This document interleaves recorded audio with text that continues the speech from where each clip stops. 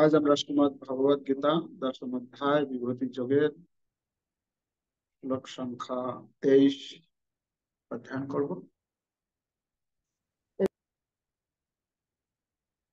সকলেই আমার পরে পরে শ্লোক উচ্চারণ করার চেষ্টা করুন। রুদ্রাণাম শঙ্করস্যাস্মি বিত্তেশ যক্ষরাক্ষসাম পশূনাম পাবকস্যাস্মি মেরুঃ শিখরিণাম। অনুবাদ: রুদ্রদের মধ্যে আমি শিব, যক্ষ ও রাক্ষসদের মধ্যে আমি ধনকুবের, পশুদের মধ্যে আমি অগ্নি এবং পর্বত সমূহের মধ্যে আমি মেরু।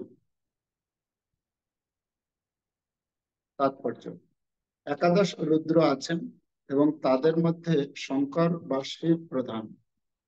তিনি বিশ্ব ব্রহ্মাণ্ডের তমগুণের নিয়ন্তা এবং ভগবানের গুণাবতার। যক্ষ ও রাক্ষসদের অধিপতি কুবের দেবতাদের সমস্ত ধন সম্পদের কোষাধ্যক্ষ এবং তিনি পরমেশ্বর ভগবানের প্রতিনিধি। মেরু একটি সুবিখ্যাত পর্বত যা প্রাকৃতিক সম্পদে পরিপূর্ণ।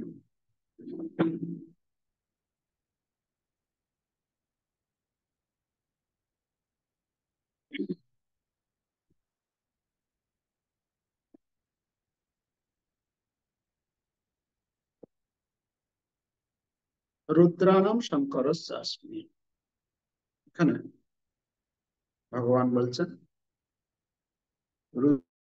রুদ্রানাম শঙ্করস্যাস্মি, রুদ্রদের মধ্যে আমি হচ্ছি শঙ্কর।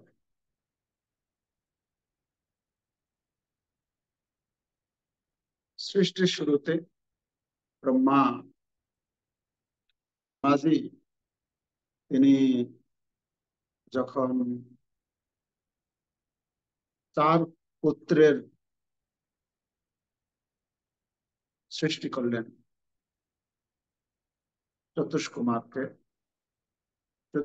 চতুষ্কুমারকে যখন তিনি বললেন যে তোমরা আমাকে সৃষ্টি কার্যে সাহায্য করো, তখন তারা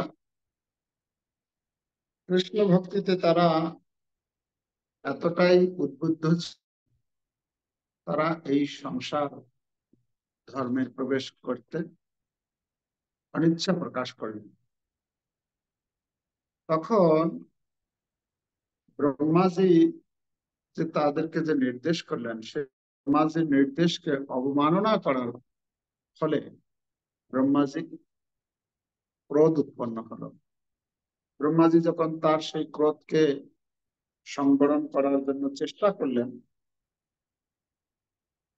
তো সেই ক্রোধ বাহ্যিক প্রকাশ না হলেও তিনি বাইরে সেই ক্রোধকে বেরোতে না দিলেও ক্রোধ কি হলো, তার 2 চক্ষুর মধ্যবর্তী স্থান থেকে, ভ্রুযুগল থেকে, মানে মধ্যবর্তী স্থান থেকে শিব রূপে একটি ছোট বালক রূপে প্রকাশিত হলো।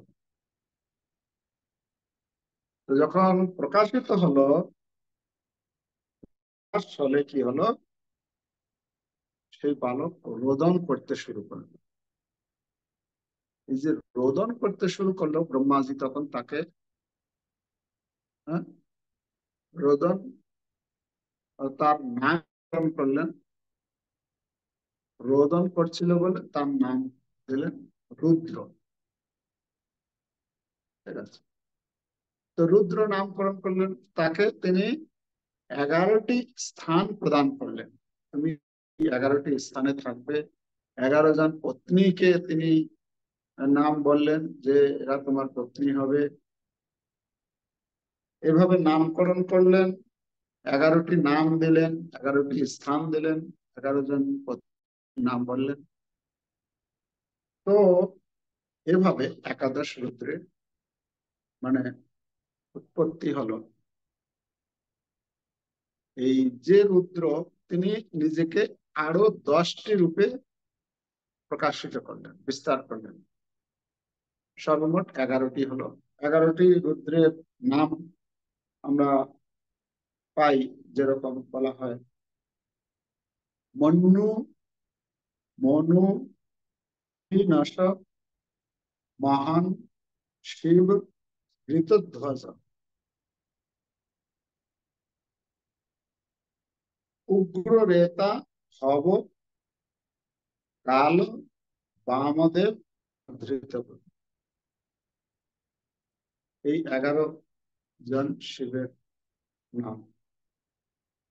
তো সেই রুদ্র, যে রুদ্র ব্রহ্মার থেকে প্রকাশ হয়েছিল, সেই রুদ্র নিজেকে আরো 10টি রূপে প্রকাশিত করে। সর্বমোট 11টি হলো। তো যদিও তিনি নিজেকে প্রকাশ করলেন, কিন্তু মূল যে রুদ্র, যার থেকে প্রকাশ মানে বিস্তার হলো, তার শক্তি, তার ক্ষমতায় অন্যান্যদের থেকে অধিক বা তাদের থেকে ভিন্ন। তাই এখানে ভগবান বলছেন, আমি হচ্ছি সেই রুদ্র।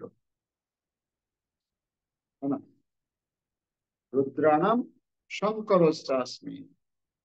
শঙ্কর ঠিক হচ্ছি আমি।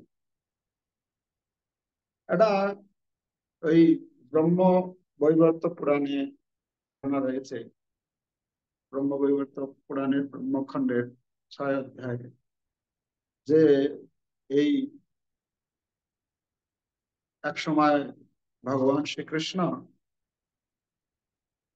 এই শিবকে দুর্গা বাহিনী, মানে দুর্গা, কি বলে, সিংহ বাহিনী, দুর্গা দেবী কে তাকে স্ত্রী রূপে গ্রহণ করার জন্য বললেন। কিন্তু শিবজি ভগবানের ভজনে এতটাই মানে মগ্ন, সে তার এই দুর্গা দেবীকে পত্নী রূপে গ্রহণ করতে অনিচ্ছা প্রকাশ করলেন। তো মা তখন তাকে হেসে বলছেন যে না, তুমি গ্রহণ করো।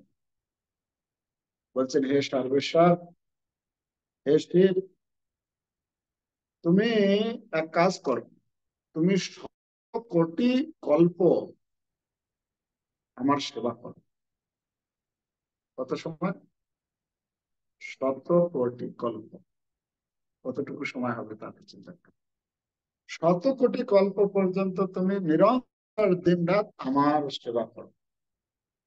আর সেবা করার মাধ্যমে তোমার যখন সেই শক্তি অর্জন হবে, তুমি কি করবে?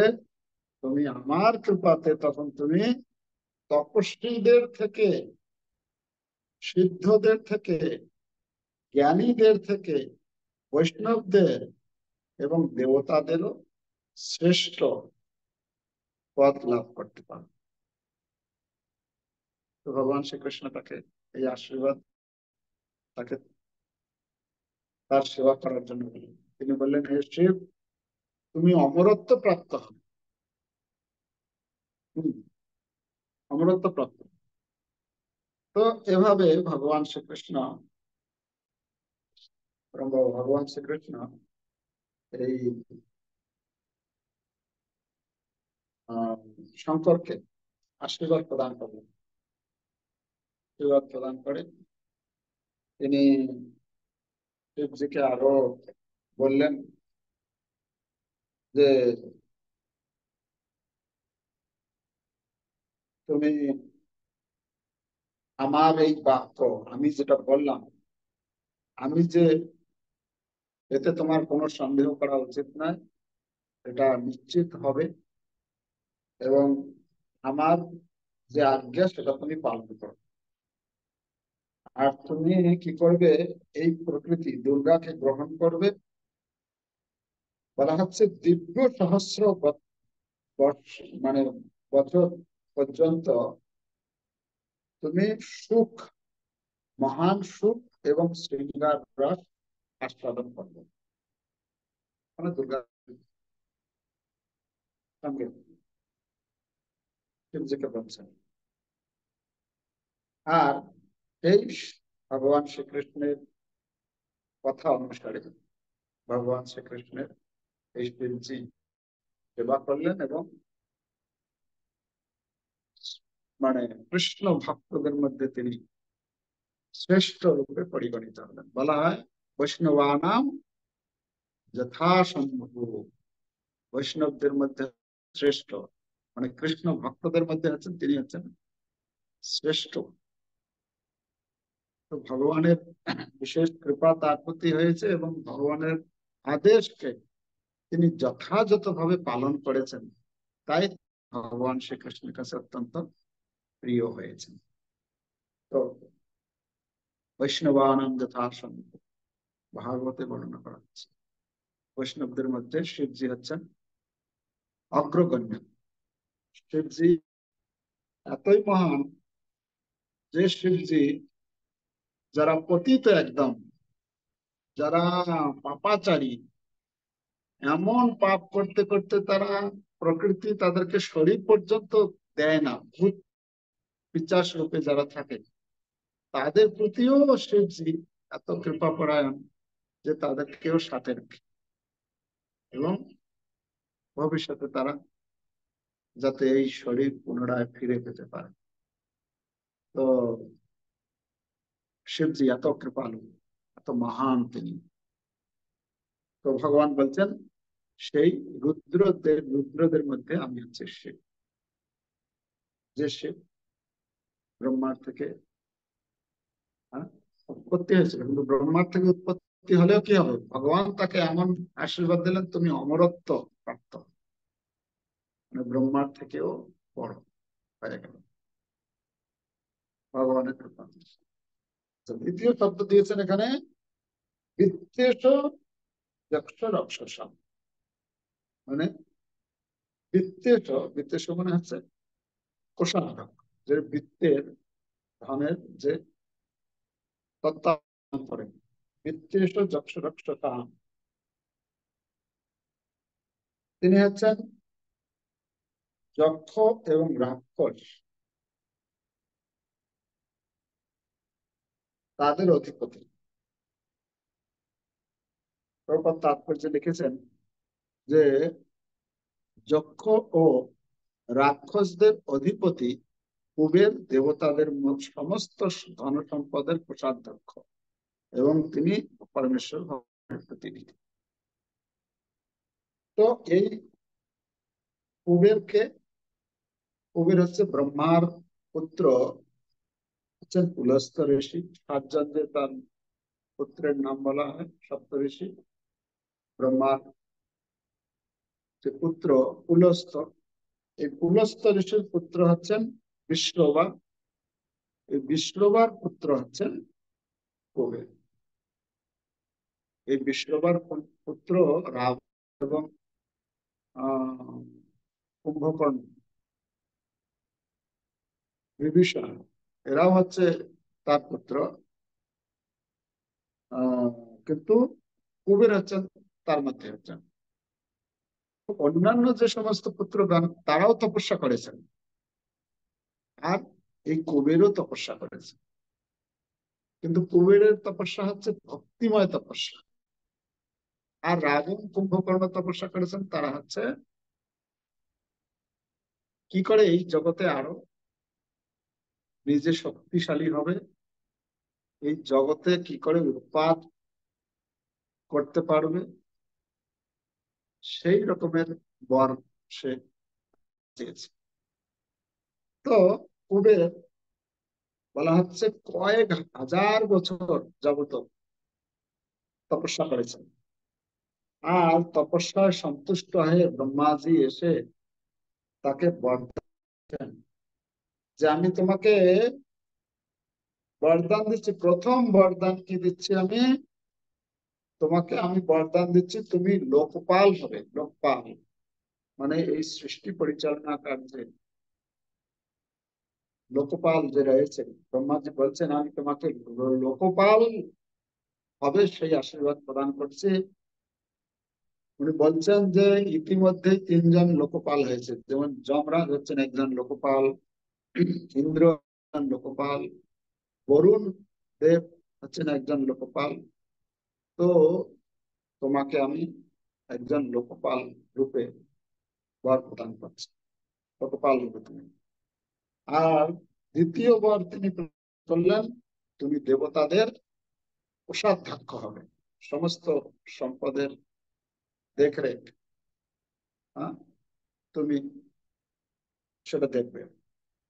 আর তৃতীয় বর তিনি দিলেন, তোমাকে একটা তেজস্বী পুষ্পক বিমান প্রদান করা হবে, সেই বিমানে চড়ে তুমি ভ্রমণ করবে।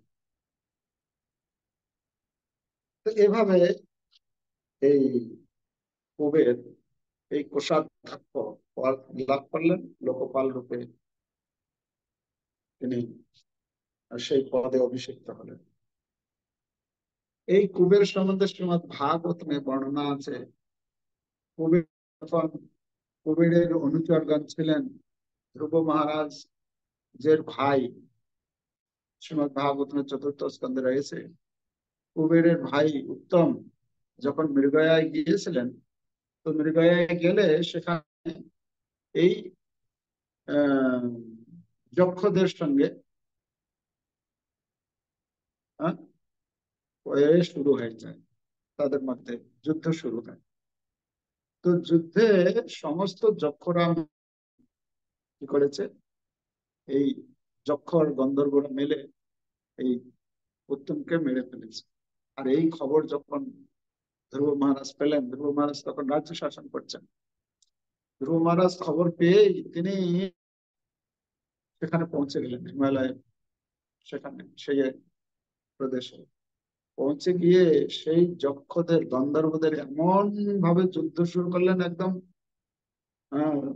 ভাগবতের একটি অধ্যায় রয়েছে, মনে হয় সম্ভবত নবম, নবম না দশম অধ্যায় চতুর্থ স্কন্ধে, যে মানে একদম কচু কাটা করতে শুরু করেছেন। এত মানে ধ্রুব মহারাজ সেই গন্ধর্বদের মারতে শুরু করে দিয়েছেন, মারতে মারতে একদম পুরো যতজন আসছে একসাথে তাদেরকে মেরে দিচ্ছেন, এরকম অবস্থা।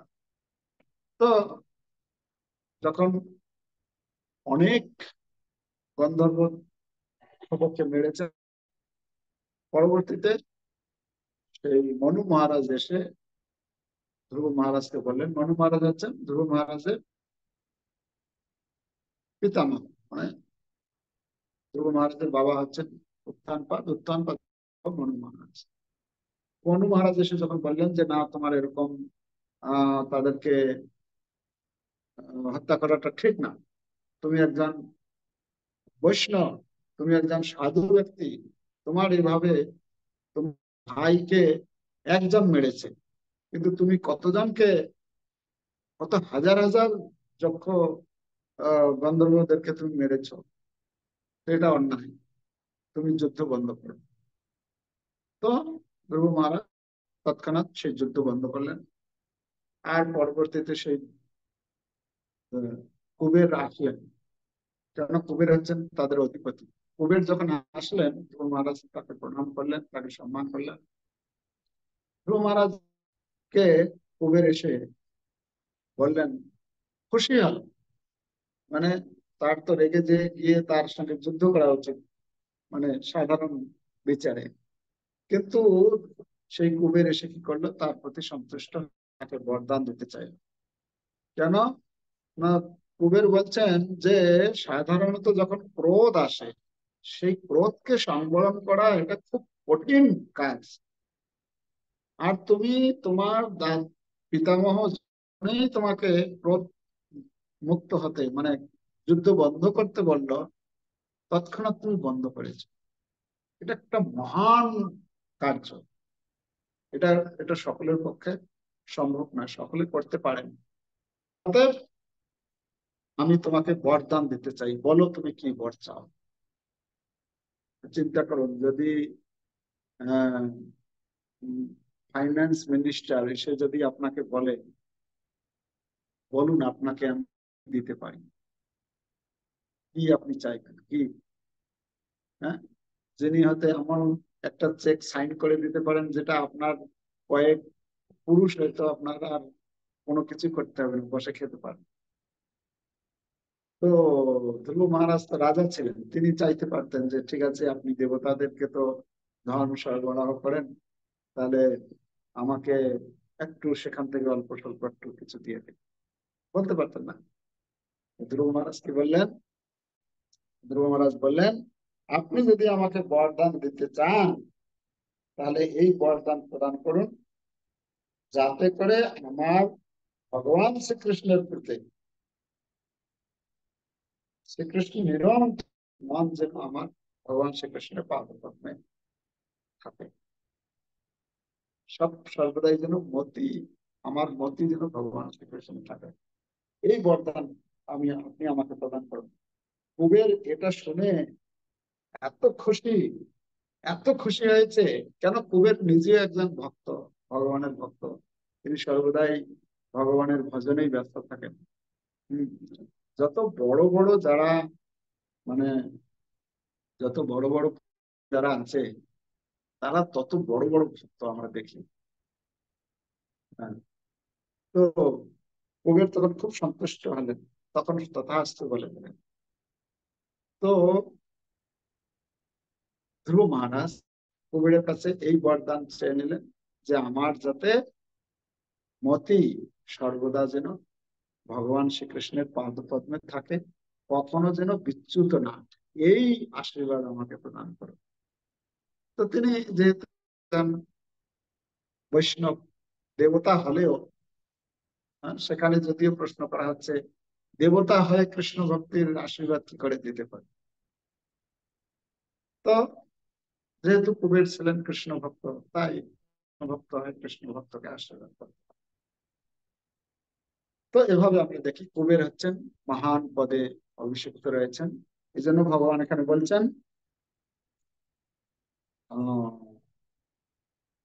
বৃত্তেশ রক্ষসাম। তৃতীয় শব্দ হচ্ছে বসুনাম পাবক চাষী। পশুদের মধ্যে আমি হচ্ছি পাবক। পাবক মানে হচ্ছে অগ্নি। অগ্নি যেটা আহ, এই যে শ্রীমৎ ভাগবতমের ষষ্ঠ স্কন্ধে, ষষ্ঠ অধ্যায়ে, সেখানে ওই প্রচেতাদের দক্ষ, প্রচেতাদের পুত্র দক্ষ, তার 60,000 কন্যার মধ্যে এই 10, সেখানে বর্ণনা রয়েছে, কিন্তু সেটা যাই হোক। তো এই বসু, এই বসু হচ্ছে এখানে কন্যার কবিলা, 8 পুত্র তার হয়েছিল, তার নাম হচ্ছে অষ্টবসু। এই 60,000 কন্যার মধ্যে একজন কন্যা, তা যার মানে ধর্মরাজের সঙ্গে বিবাহ হয়েছিল, আর তার 8জন পুত্র, যারা, এই 8জন পুত্রকে বসু বলা হয়। আর তাদের নাম বলা হচ্ছে দ্রোণ, প্রাণ, ধ্রুব, অর্ক, অগ্নি, ঘোষ, বাস্তু এবং বিভাবসু। তো এদের মধ্যে 5 নাম্বার হচ্ছেন অগ্নি। তো এই পঞ্চম যে পুত্র অগ্নি, ভগবান বলছেন যে সেই অগ্নি হচ্ছে আমি, অষ্টবর্ষের মধ্যে অগ্নি হচ্ছে আমি।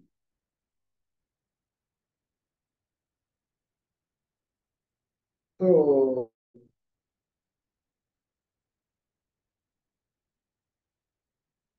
এটা এটা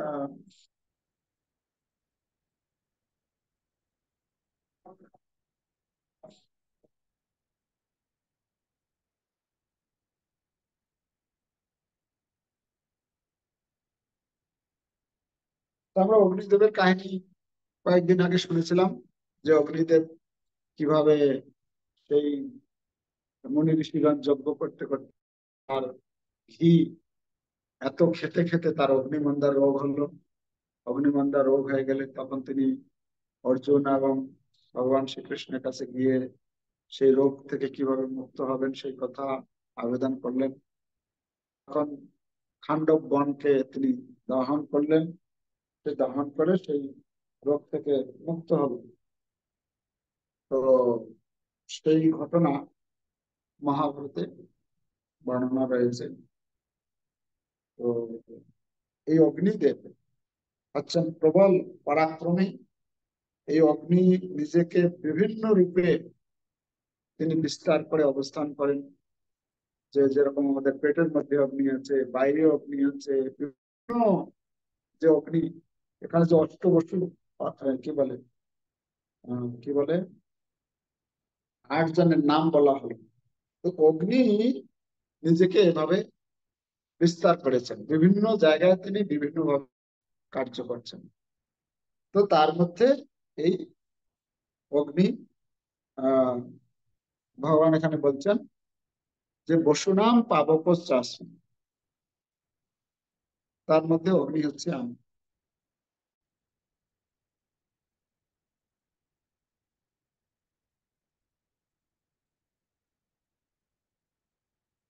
এতটাই আছে যতটুকু মনে পড়ছে আমার অগ্নিদেব সম্বন্ধে। অগ্নিদেব যদি না হয় আমাদের, তাহলে আমরা কিছু রান্না করতে পারবো না। অগ্নিদেব যদি না হয় তাহলে আমাদের এই যে খাচ্ছি পেটে হজম হবে না। অগ্নিদেব যদি না হয় আমরা তাপ পাবো না। হ্যাঁ, অগ্নি রূপে অগ্নি যদি না থাকে তাহলে সব ঠান্ডা হয়ে যাবে, মানে বরফ হয়ে যাবে, জমে যাবে। তো অগ্নিদেব বিভিন্ন জায়গায় বিভিন্ন ভাবে তিনি নিজেকে প্রকাশ করে রয়েছে। অগ্নিদেব হচ্ছেন আমাদের জীবনে চলার পথে একটি গুরুত্বপূর্ণ ভূমিকা তিনি পালন করছেন। তো অগ্নিদেব হচ্ছেন আমাদের জীবন চলার জন্য একটা খুবই গুরুত্বপূর্ণ বিষয়।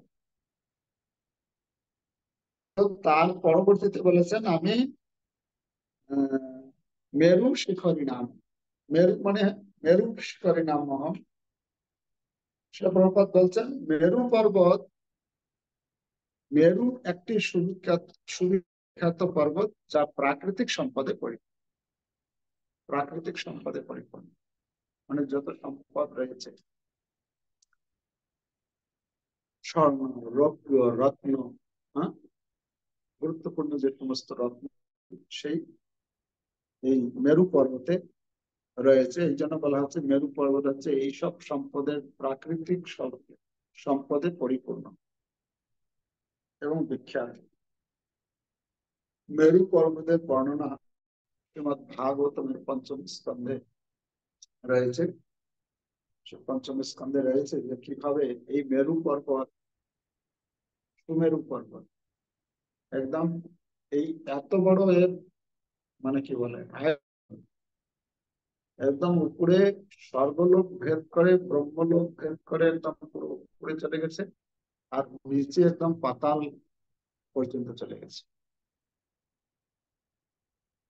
তো এই পর্বতটা এরকম অবস্থায়, আর সেখানে ভূলোক, ভূগোলক, স্বর্গলোক এরকম সেই পর্বতটাকে ঘিরে রয়েছে। সে কথা শ্রীমদ ভাগবতমে বর্ণনা করা হচ্ছে।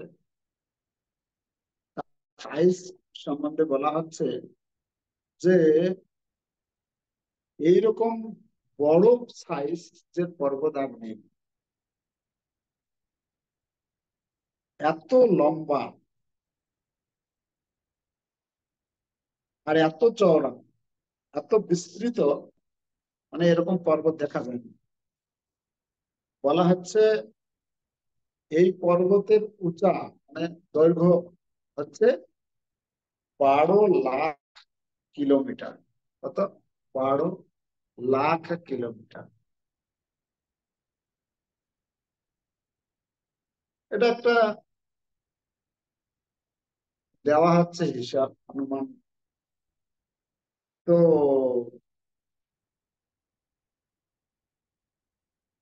বর্ণনা করা হচ্ছে অর্জুন এই এই পর্বতকে দর্শন করেছিলেন। আর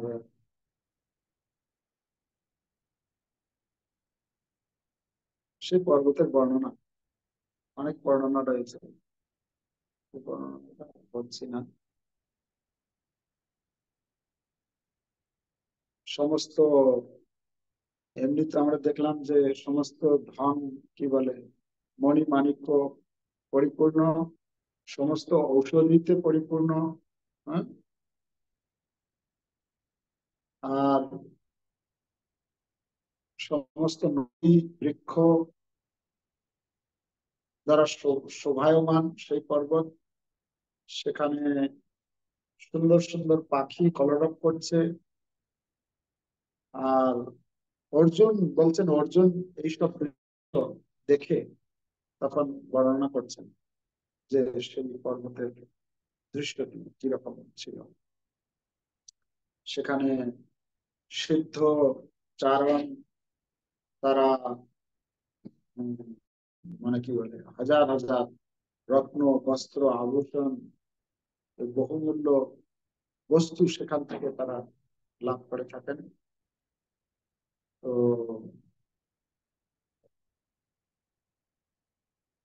যাই হোক, মেরু পর্বতের অনেক বর্ণনা শ্রীমদ্ ভাগবতমের পঞ্চম স্কন্ধে আপনারা পাবেন। সেখানে মেরু পর্বতের, সুমেরু পর্বতের বর্ণনা হয়েছে।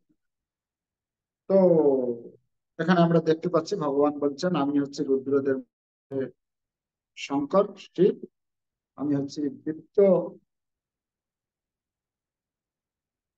আমি হচ্ছে বৃত্তদের, বৃত্ত যে রক্ষক, ধন কুবের আমি। আর বসুর মধ্যে অগ্নি এবং পর্বত সমূহের মধ্যে আমি সুমেরু। তো চারটি, চারটি বিভূতি ভগবান শ্রীকৃষ্ণ এখানে বর্ণনা করেছেন। এ পর্যন্ত আমরা ইতিপূর্বে 12টি আহ বিভূতির কথা শুনেছি। আজকে এই শ্লোকে আমরা 4টি বিভূতির কথা পেলাম। তো এখান থেকে আমরা দেখতে পাচ্ছি কৃষ্ণ ভক্ত, শিবজি হচ্ছেন কৃষ্ণ ভক্ত, আর কুবের হচ্ছেন কৃষ্ণ ভক্ত, যারা মহান মহান পদে অভিষিক্ত রয়েছেন। তো আমাদেরকেও যদি মহান হতে হয়, তাহলে আমাদের কি করতে হবে?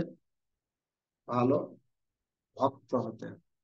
ভালো ভক্ত হওয়ার জন্য যা কিছু করণীয় সেটা আমাদের করতে হবে। আমাদের জীবন ধারণের জন্য যে কোনো ব্যবসা ধরি, জীবন নির্বাহ করি বলক্ষে হরি হরি। হ্যাঁ, জীবিকা নির্বাহের জন্য আমাদের যে কোনো, যে যা করছি, চাকরি করছি, ব্যবসা করছি, খেতি করছি, যা করছি, এটা করতে হবে। কিন্তু আমাদের জীবনের মুখ্য সম্পদ হচ্ছে কৃষ্ণ ভক্তের অনুশীলন। এটা ঠিক আছে। আজকের আলোচনা আমরা এখানে রাখছি। হরে কৃষ্ণ কৃষ্ণ কৃষ্ণ হরে হরে, হরে রাম রাম রাম হরে হরে। জগদ্গুরু শ্রীল প্রভুপাদ কি জয়, সমবেত ভক্তবৃন্দ কি জয়। তাই গৌর প্রেমানন্দে।